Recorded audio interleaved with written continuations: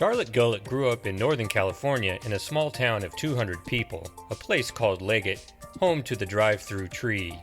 She eventually grew roots in Austin, Texas in the fall of 2009 as the chair of Creative Writing Department at Austin Community College.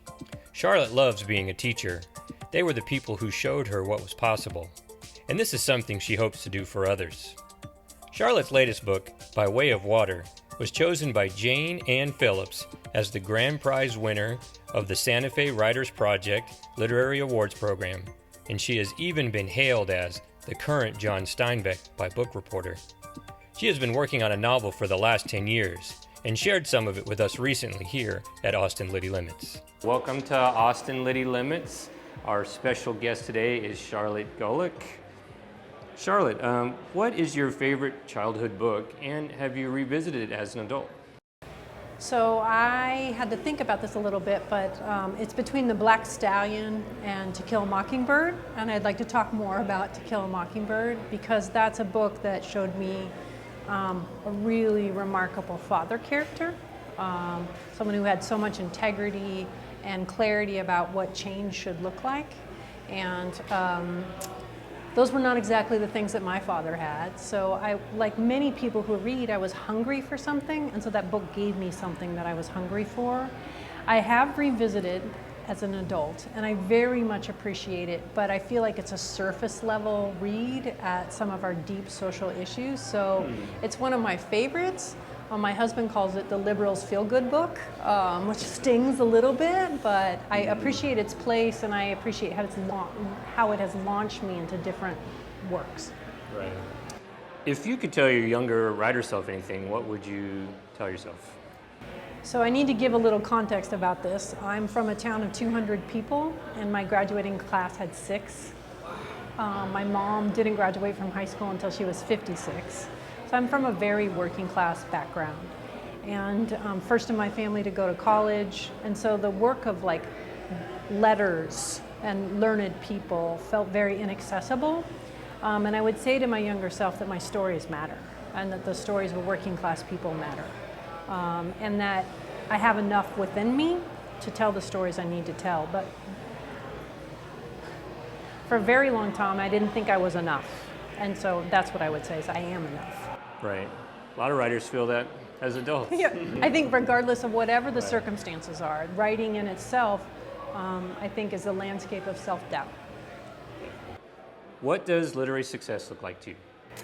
So for me, literary success is about community. So of course I want publication, I want that validation. I also want to amplify the perspective that I bring to the world, but it's also about the people that I meet. And it's just as important as publications. So meeting folks tonight as a teacher, getting to hear about the stories that people want to bring into the world. So I'm as in it as much for people as I am for publication. Do you think someone could be a writer that doesn't feel emotions deeply? I don't think that person could be a novelist. To be a novelist, you have to have empathy. And I think the capacity to imagine other people's realities. So if you don't feel things strongly, for me it's really hard to imagine what it would be like to write novels in a way that brings readers into that world and makes them feel what the characters feel. So the technical how-to books, great, but maybe not the novel. Right, right. How long on average does it take you to write a book? Oh, a very quick 10 years. Wow. Part of this might be that I write so close to what I've lived. So I think there's that process of gaining objectivity and being able to understand where the fiction needs to happen and to grow the craft. It's the very beginning writer wants to say this is how it happened. And you have to be able to make it work on the page. And so I think I'm pretty slow about being able to make it work on the page. So how do you keep your spirit up for 10 years? Well, a lot of it has to do with the people that I write about. Who else is going to write about them? So in a way, I'm as beholden to my characters as I am to any dreams that I might have. I want people to know about working class people's experiences, and I think that's increasingly important as we get further and further apart in this country.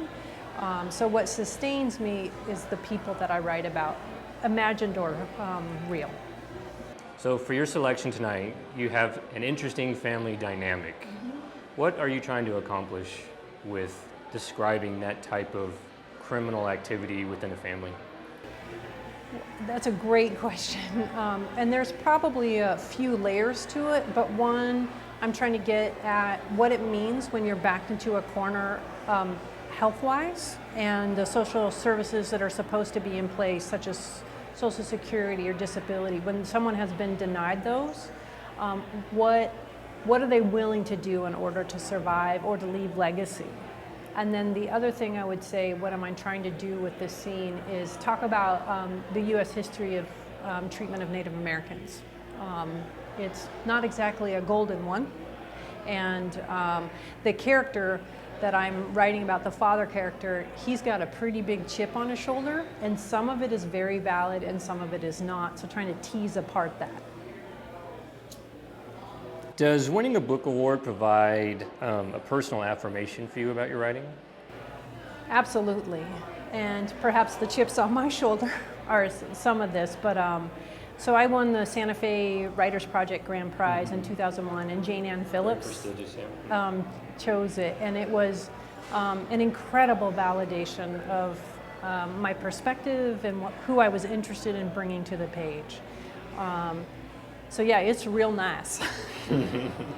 But I have to say this, and I've heard other writers talk about that, you can't be in it for the awards or even the publication. You have to be in it for the joy of writing, Right. Which is challenging, but that's something I try to remember. You have been described as the current John Steinbeck. How do you process a compliment like that? Well, first you jump around for a few minutes. But I think that the reason my work gets compared to Steinbeck's work is class and location. Sometimes I joke that my family left off where the Jodes from the Grapes of Wrath left off. So part of it is the legacy of what it means to move within the country to try to survive, because that's how my family came to California. And how do I process something like that? I just try to live up to it. And I think one of the things that in addition to class, what I very much admire in Steinbeck's work is the way that he's able to make landscape feel very alive. And that's something I've tried to do as well. Adding a little poetry into the line. Yes, and also a lot of personification, I think. Like, in what ways is the landscape a character in the work? That's something that I'm pretty interested in as well. All right, so here is our time in the show where we do the lightning round, which we stole from inside the actor's studio, and James Lipston stole that from Bernard Pivot, and who Pivot stole from Marcel Proust, and on, apparently. What's your favorite word? Appaloosa. What's your least favorite word? Panties. What turns you on? A well-crafted sentence. What turns you off? Lack of empathy. What is your idea of happiness? Hanging out with my kid. Who's your favorite author besides Scott Simmergren? Well, besides Scott, it's a very tough question, but I'm going to go with Toni Morrison right now. Nice. If you could be any character of a well-known novel, who would that be? Predictably, it's Scout from To Kill a Mockingbird. But I mean, I would not want to be the main character in Underground Railroad by Colson Whitehead, but that's an amazing book, and she's an amazing character. What profession other than your own would you want to attempt? Race car driver. Nice. I love to drive fast. Nice. What profession would you least want to do? I don't know. My father was a garbage man, so I want to honor garbage men. I don't have an answer. Okay, last question. If heaven exists, what would you like to hear God say when you come to the check-in desk? That I have loved well.